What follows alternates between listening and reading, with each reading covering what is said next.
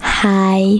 Today I would like to show you how you can transfer files from an Android device to Samsung Galaxy M32. Firstly, open Play Store on both devices and download an app called Send Anywhere.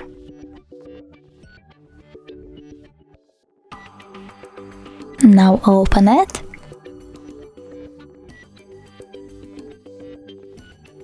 Click I accept, choose Confirm, tap on Continue, and lastly select Allow. You want to go with Receive on M32 and Send on this Android. Normally you need to tap on all of those dots and click Send to send all of your files, but it will take some time, so I will click on this one photo, choose Send and tap Got it. From here there are two ways to connect. You can input password or scan QR code.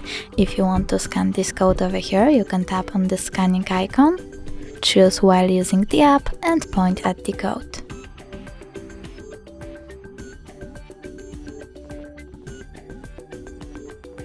As you can see, my file was successfully transferred. If you want to check it out for sure, you can always go into Samsung folder, tap on My Files and select, in my case, Images. As you can see, Send Anywhere folder is over here. Thanks so much for watching. If you enjoyed this video, smash that like button, comment and subscribe. Bye!